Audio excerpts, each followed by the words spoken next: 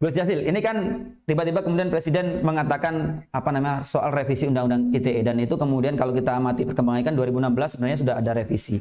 Nah, kok tiba-tiba kemudian kemarin di rapat pimpinan bersama TNI dan Polri seperti memperhatikan betul ya terkait dengan apa namanya tarik ulur atau pro ataupun kontra atau keinginan-keinginan beberapa kalangan sipil tentang revisi undang-undang ITE ini. Nah, saya ingin bertanya sebelum kemudian menyampaikan di publik ya atau dibaca oleh publik dengan pernyataan yang terbuka itu, apakah kemudian Presiden sudah melakukan komunikasi terlebih dahulu dengan petinggi-petinggi partai politik khususnya di partai koalisi, Gus Jazil?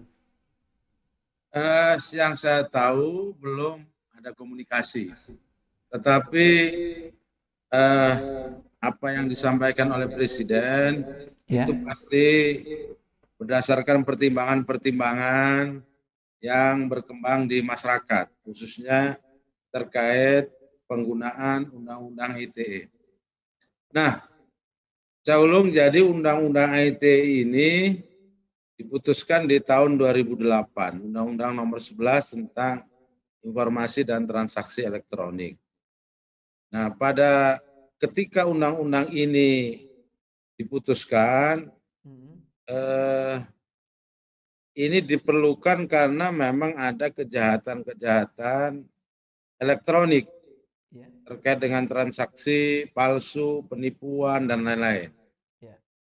Makanya ketika awal undang-undang ITE ini diputuskan, belum memasukkan unsur yang terkait dengan pencemaran nama baik. Secara lebih fokus undang-undang ITE ini pada kejahatan elektronik. Kemudian tahun 2016 ini juga di zaman Pak Jokowi sebenarnya. Dimasukkan kurang lebih 7 pasal revisi. Kita dulu ingat ada kasus penggunaan undang-undang ITE pertama, itu kasus koin Prita, yang ketika itu memposting terkait berita di Rumah Sakit Omni Internasional. Dan itu mengundang simpati publik ketika Rumah Sakit Omni kemudian melaporkan Prita dan kemudian Prita dijadikan tersangka dengan ancaman yang cukup tinggi sesuai Undang-Undang ITE ketika itu, yaitu diancam pidana 6 tahun dan denda 1 miliar kalau tidak salah.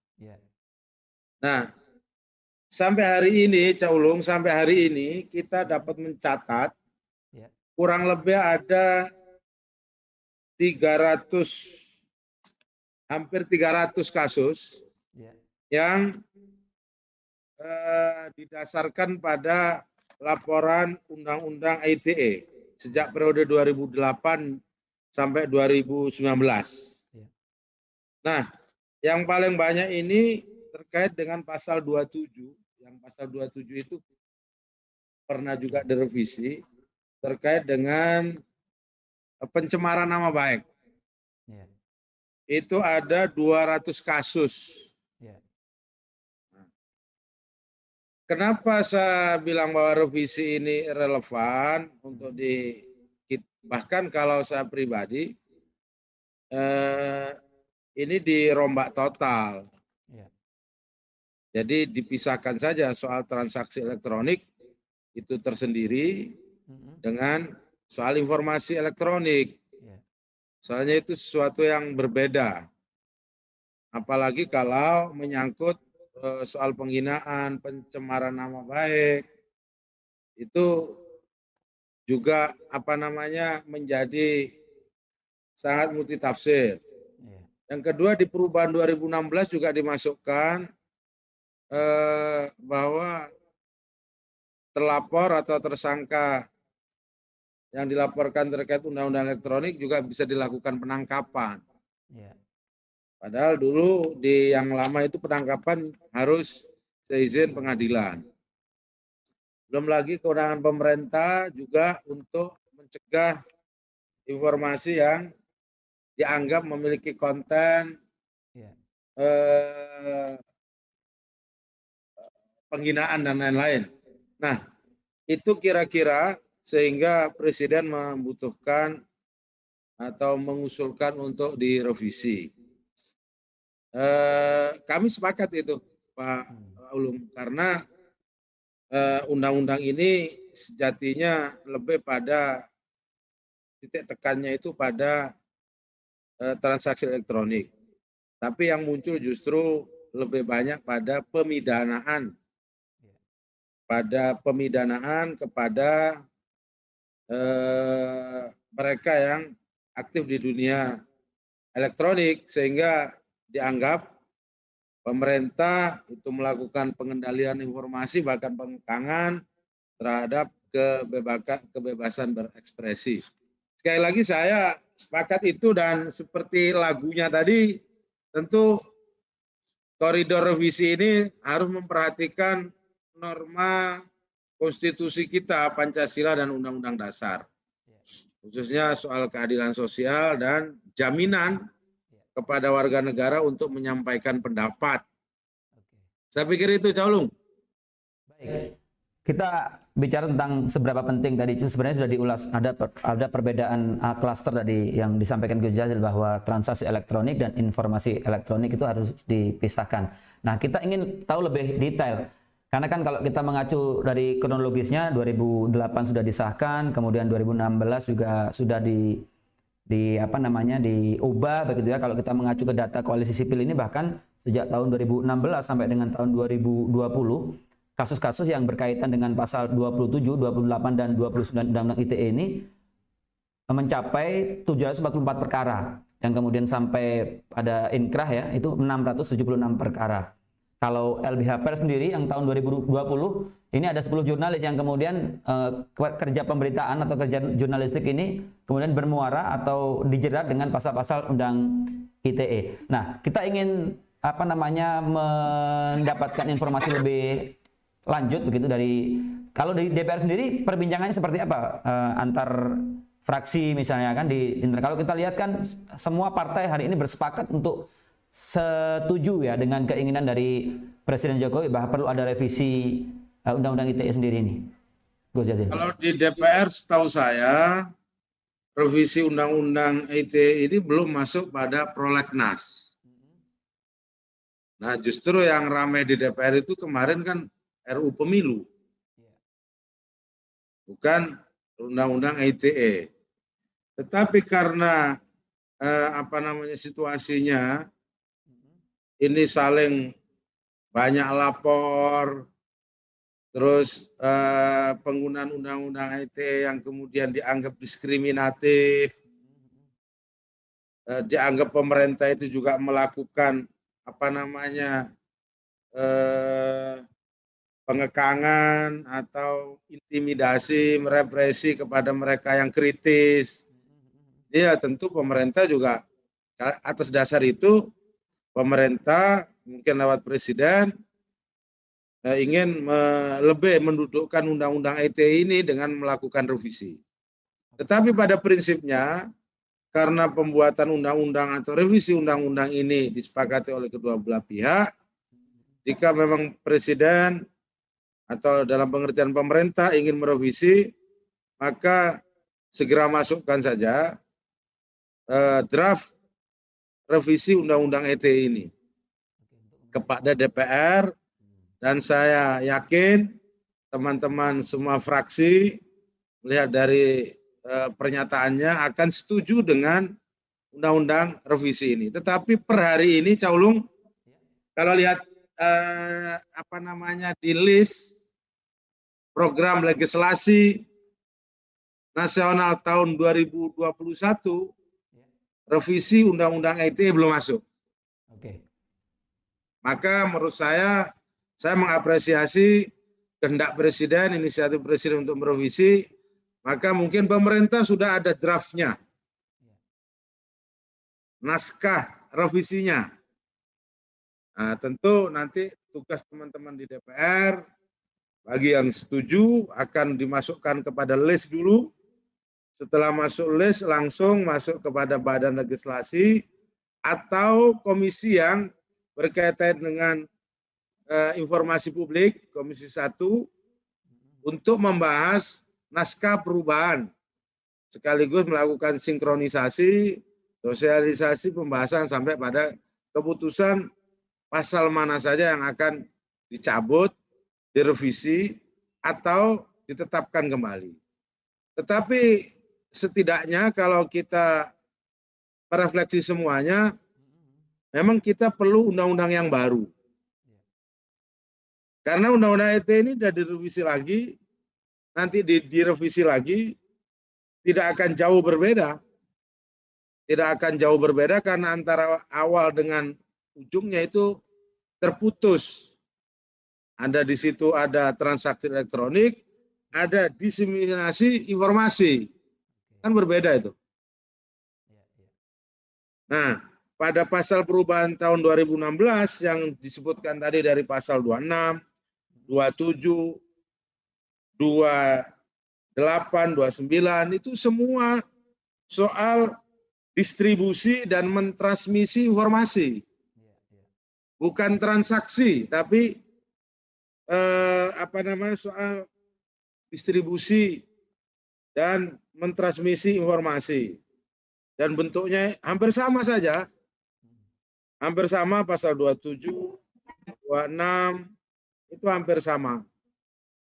Jadi, nah ini yang kemudian kalau mau direvisi, itu seperti apa kira-kira bunyi revisinya.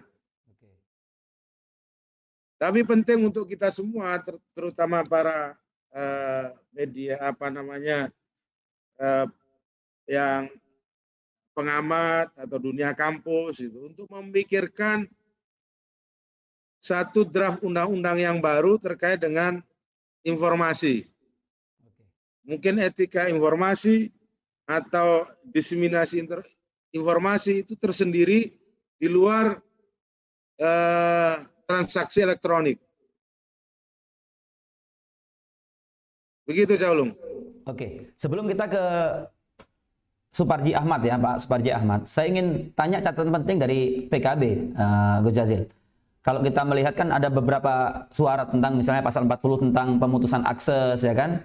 Kemudian jaringan yang bisa diberhentikan ya kan dengan alasan tertentu. Adalah beberapa pasal-pasal tentang ancaman kekerasannya, bahkan kemudian tentang kerugiannya. Yang paling rentan kan tentang ujaran kebencian ya, pasal 28 ayat 2 ini yang kemudian kalau kita amati bahkan sampai langsung ditangkap ya sebelum proses pengadilan segala macam. Nah, saya ingin sebelum ke Pak Suparji, Gus Jazil, catatan dari PKB sendiri tadi kan disampaikan sempat tentang informasi elektronik dan juga kemudian transaksi elektronik itu memiliki perbedaan yang mendasar. Nah, sejauh ini di internal PKB misalnya yang kemudian ada di Senayan, apakah kemudian hal-hal mendasar terkait dengan Undang-Undang ITE ini sudah ada arahan begitu ya secara substantif PKB nanti akan membicarakan Undang-Undang ITE dalam aspek pasal A, B, C, D. Kalau kita lihat di Undang-Undang 19 tahun 2016 ini kan tentang UU ITE ada 45 pasal ya. Ada 45A, 45B, tapi secara total kan 45 pasal. Kita ingin tahu lebih detail sebelum kita ke Pak Suparji. Jadi kalau di PKB di Senayan sampai hari ini, karena ini inisiatifnya dari pemerintah, kami tentu akan mengkaji kira-kira mana yang disebut pasal-pasal karet. Karena yang disampaikan oleh Presiden itu kira-kira yang akan direvisi itu pertama pasal-pasal karet, pasal-pasal multitafsir, dan yang gampang diselewengkan. Tetapi dari kami yang di PKB ini masih melis dan mempelajari kira-kira yang disebut pasal karet yang mana. Tetapi setelah kami baca lebih detail, memang pasal-pasal yang disebut tadi, 28, 27, 26, 40, 45, ini memang mengandung interpretasi yang dapat memberikan tuduhan juga kepada pemerintah gitu. atau kepada orang atau institusi yang dapat melakukan kriminalisasi menggunakan undang-undang ITE ini. Nah, seperti misalkan pasal 27 ayat 3, setiap orang dengan sengaja dan tanpa hak mendistribusikan dan mentransmisikan dan atau membuat dapat diaksesnya informasi elektronik dan atau dokumen elektronik yang memiliki muatan penghinaan dan atau pencemaran nama baik. Nah, penghinaan dan pencemaran nama baik ini menurut saya ini juga bisa ngaret. Apalagi kalau pasal ini kemudian digunakan dalam tanda kutip oleh aparat untuk misalkan merepresi kelompok atau orang yang dianggap kritis. Karena kritik ini bisa bermakna pencemaran nama baik. Jadi pencemaran nama baik ini luas definisinya begitu, Cak Ulum.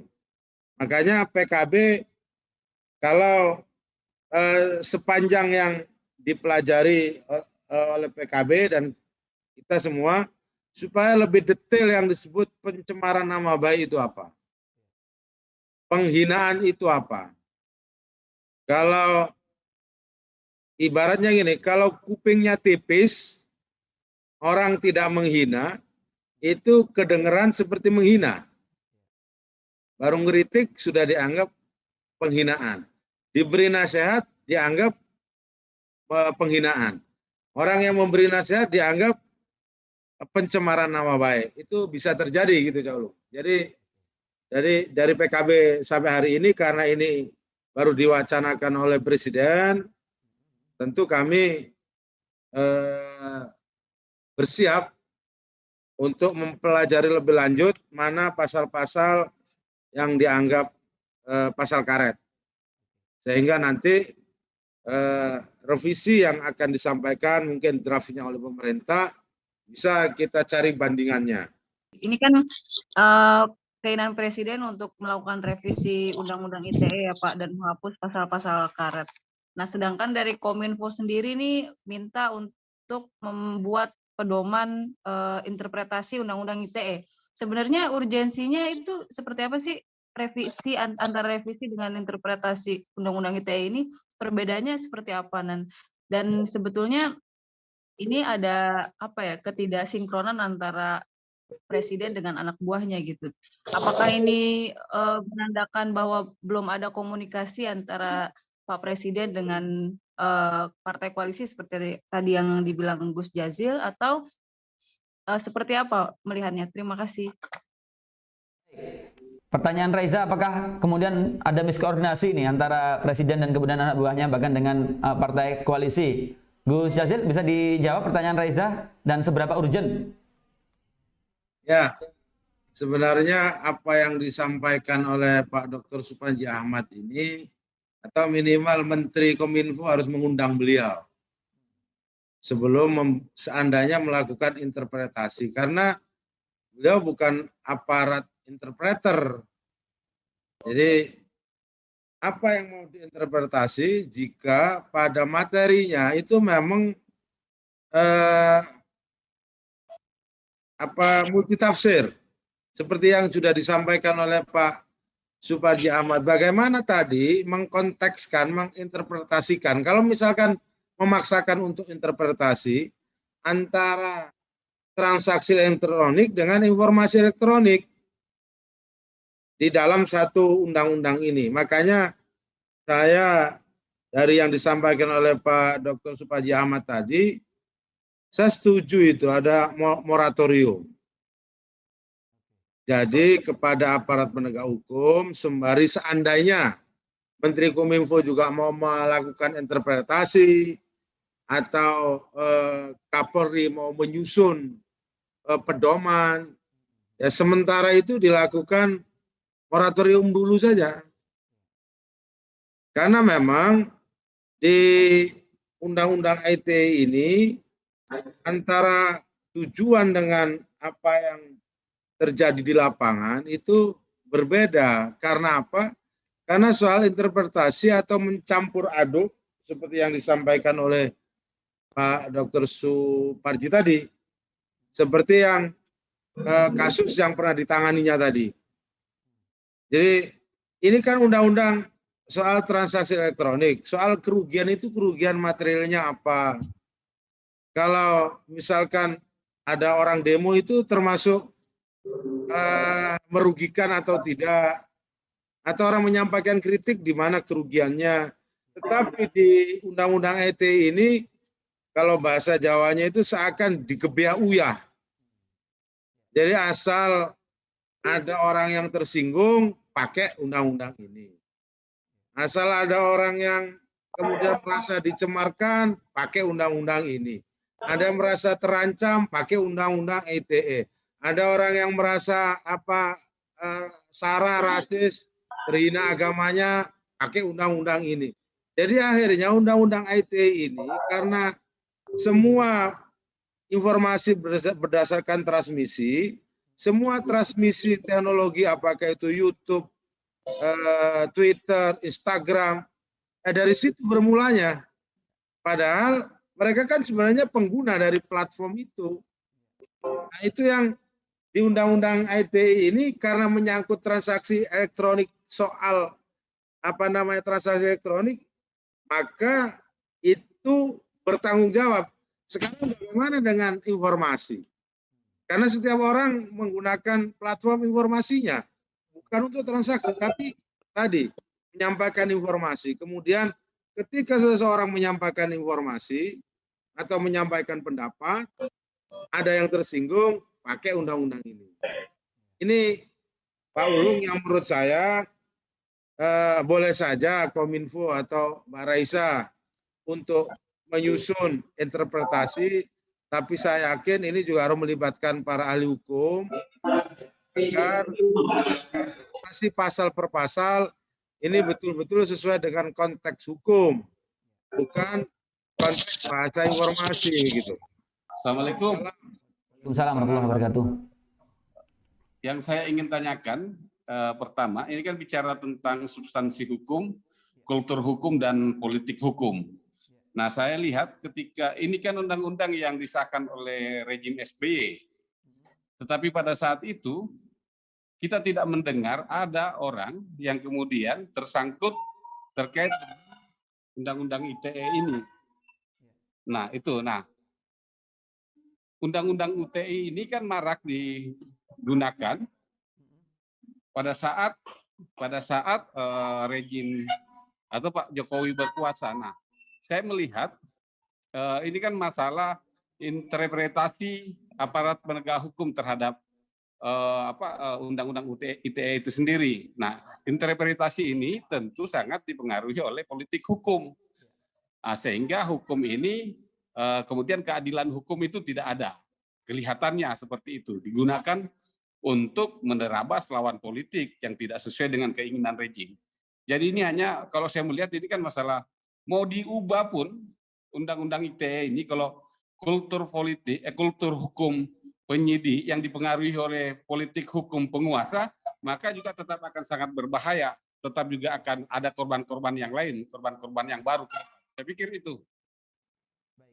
Kita ke Gus Jazil dulu, merespon pertanyaan dari Aceh. Gus, Bang Nasruddin. Pak Nasruddin. Baik, jadi terima kasih Pak. Memang kita harus melihat secara komprehensif.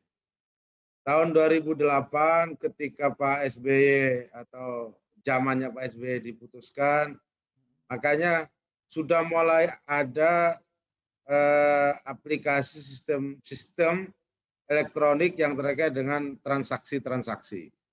Tetapi platform informasi masif lagi pada akhirnya. Karena saya tahu betul namanya teknologi informasi itu bergerak lebih cepat dari undang-undang ini. Katakanlah ketika saya tahun 2008, saya belum menjadi anggota DPR. Ketika itu kalau kampanye itu pasti menggunakan SMS untuk menyapa, blast. Nah sekarang itu sudah banyak, ada Instagram, ada Twitter, ada macam-macam dah. Kecepatan teknologi ini atau media teknologi ini akan merubah yang disampaikan oleh Pak Nasruddin tadi, budaya, termasuk juga cara pandang. Oleh sebab itu, kenapa saya merespon pada awalnya, ini mestinya ada undang-undang yang baru atau KUHP diselesaikan yang dulu belum selesai. Sampai hari ini kita masih mengacu kepada KUHP zaman Belanda. Seperti disampaikan Pak Dr. Suparji tadi, kebetulan anak saya juga di Fakultas Hukum, tanya terus, kenapa DPR atau kenapa negara kita masih pakai undang-undang Belanda, katanya begitu. Nah, ketika sudah tuntas mau diputuskan, ternyata RKUHP ditolak. Nah, di situ yang menurut saya undang-undang ITE ini, karena kita lihat ini Pak Nasruddin ini banyak sekali mudaratnya ini. Ini namanya undang-undang itu mengatur untuk tertib, ini malah kelihatan jadi tidak tertib. Karena ada pasal karet, ada interpretasi, tafsir yang... Jadi akhirnya undang-undang ini menjadi semacam tempat pembuangan sampah. Nah, maka oleh sebab itu, saya setuju kalau ini mau direvisi ya dibuang saja yang pasal karet, atau yang disampaikan Pak Dr. Supanji tadi, di moratorium saja terkait dengan informasinya. Bukan yang transaksi elektronik dalam pengertian pedagang atau mereka yang melakukan transaksi gitu. Saya pikir itu Caulung. Jadi apa yang disampaikan oleh Pak Nasruddin tadi menurut saya ada benarnya. Karena memang apapun kita perlu merubah kultur hukum kita. Semua juga mengakui itu masih bahwa aparatur penegak hukum kita apapun undang-undangnya itu juga tergantung pada pelaksana undang-undangnya. Nah ini yang ya kenapa ada tema reformasi birokrasi, fakta integritas macam-macam itu kan sebenarnya untuk itu. Sebenarnya undang-undang ini cukup jika tidak disertai dengan niat buruk gitu. Tapi kan kalau pasalnya memungkinkan masuk semua. Niat jahat pun juga bisa jadi gitu. Itu yang menjadi soal yang di dalam undang-undang ITE ini karena terlalu longgar, multitafsir, ada pasal karetnya sehingga semua bisa masuk. Nah, yaitu Pak Nasruddin sekedar jawaban dari saya. Dan sekali lagi Caulung, ini undang-undang ITE ini awalnya atau sudah memakan banyak korban. Kalau menurut saya yang tidak jelas dalam tanda kutip yang dirugikan siapa, tiba-tiba dilaporkan bahwa ada yang meninggal di penjara, sementara yang dilaporkan tenang-tenang saja. Yang melaporkan sampai meninggal karena ditahan misalkan. Sementara yang dilaporkan tidak merasa juga ada kerugian. Jadi ini menjadi soal menurut saya, makanya saya mengapresiasi betul apa yang disampaikan oleh Presiden untuk merevisi atau kemauan untuk agar undang-undang ITE ini tidak menjadi pintu masuknya fitnah, saling lapor, korban, atau narasi-narasi buruk kepada pemerintah, kriminalisasi atau apapun. Karena selagi ini ada, akan ada tuduhan kepada pemerintah karena memang di pasal itu jelas. Di pasal yang karet itu maksud saya. Ya. Itu bisa mengandung tuduhan kepada pemerintah gitu. Orang kritis dianggap pencemaran nama baik dengan undang-undang ini. Sebelum kita akhiri, saya ingin mendapatkan closing statement terlebih dahulu. Gus Jazil, dipersilakan Gus. Closing statement Gus.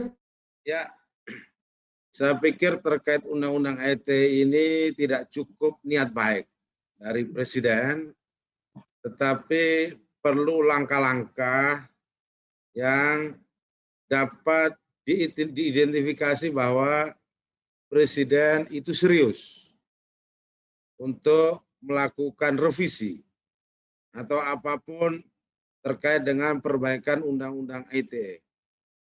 Jika itu tidak dilakukan, maka akan muncul anggapan sementara undang-undang ini terus berjalan, tetapi anggapan kepercayaan publik kepada presiden itu juga akan mempengaruhi perjalanan kebijakan dari pemerintah yang ada.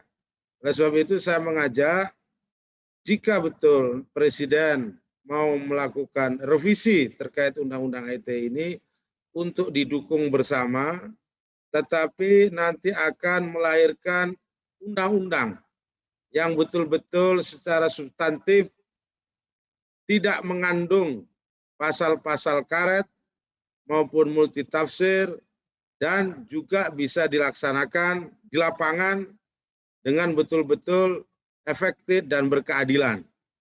Seperti tujuan kita bernegara, salah satunya adalah mendapatkan keadilan.